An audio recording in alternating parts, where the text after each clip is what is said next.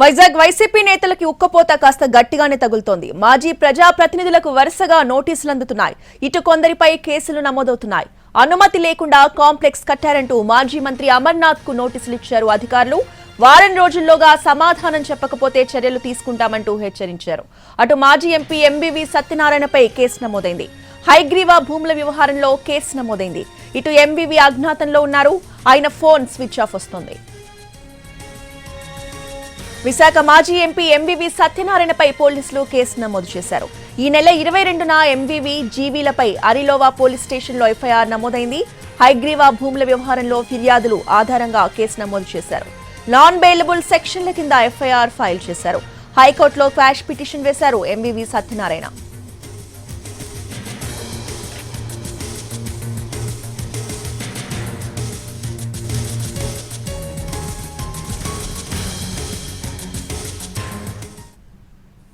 Vizag YCP నేతలకి ఉక్కపోత కాస్త గట్టిగానే తగులుతోంది. మాజీ ప్రజాప్రతినిధులకి వరుసగా నోటీసులు అందుతున్నాయి.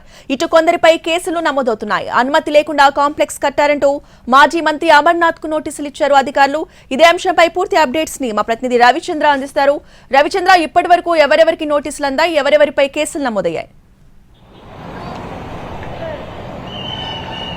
రోజా భూ లావాదేవీలు అక్రమ నిర్మాణాలకు సంబంధించి విశాఖపట్నంలో మాజీ వైఎస్ఆర్ కాంగ్రెస్ పార్టీ ముఖ్య నాయకత్వానికి నోటీసులు అందుతున్నాయి. కొంతమంది పైన పోలీసు కేసులు కూడా నమోదవుతున్నాయి.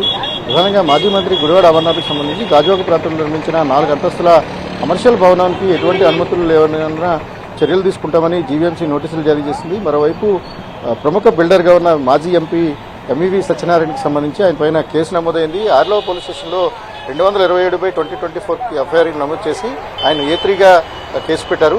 ప్రధానంగా హైగ్రీవాకు సంబంధించి భూముల వివాదం గడిచిన దశాబ్ద కాలంగా విశాఖపట్నంలో కొనసాగుతోంది. అది 2024లో వచ్చేసరికి ఆ కేసుకు సంబంధించిన అనేక డెవలప్మెంట్స్ జరిగాయి.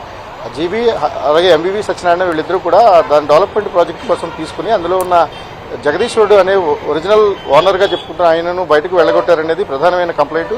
గడిచిన 3 సంవత్సరాలుగా దీనికి సంబంధించిన వివాదం నడుస్తుండగా ఇప్పుడు అధికారం చేతులు మారిన తర్వాత ఫిర్యాదుల ఆధారంగా ఆర్లో పోలీసులు మొత్తం 10 సెక్షన్ల కింద కేసు పెట్టారు. దీంతో జీవీ ఎంబీవీ సత్యనారాయణ ఇద్దరు కూడా మొబైల్స్ స్విచ్ ఆఫ్ చేసుకున్నారు. వారిద్దరూ హైకోర్టును ఆశ్రయించారు. క్వాష్ పిటిషన్ కూడా ఫైల్ చేశారు. ఈ కేసులకు సంబంధించి పూర్తిగా రాజకీయ పనులని కేసులు పెట్టారనే ఆరోపణ ఉన్నప్పటికీ కూడా ప్రధానంగా భూములకు సంబంధించి అలాగే అక్రమ నిర్మాణాలకు సంబంధించి మాత్రం కఠినమైన చర్యలు ఉండబోతున్నాయని ప్రభుత్వం చాలా స్పష్టంగా చెప్తోంది. అందులో భాగంగానే ఎవరైతే నిబంధనల ఉల్లంఘనకు పాల్పడ్డారో లేకపోతే ఎవరైతే అప్లికేషన్స్ బిల్డింగ్ల కోసం నిర్మాణాలకు సంబంధించి అప్లికేషన్స్ పెట్టుకుని ఈ ప్రాసెస్లో ఉండగానే నిర్మాణాలను పూర్తి చేశారో అటువంటి వారిపైన చర్యలకు రంగం సిద్ధం చేస్తున్నారు. ఇందులో భాగంగానే అమర్నాథ్తో పాటు ఎంబీవీ సత్యనారాయణ వంటి వారికి కూడా నోటీసులు ఇచ్చడం, వారందరి మీద చర్యలు కూడా కేసులు కూడా పెడుతున్న పరిస్థితి కనిపిస్తోంది.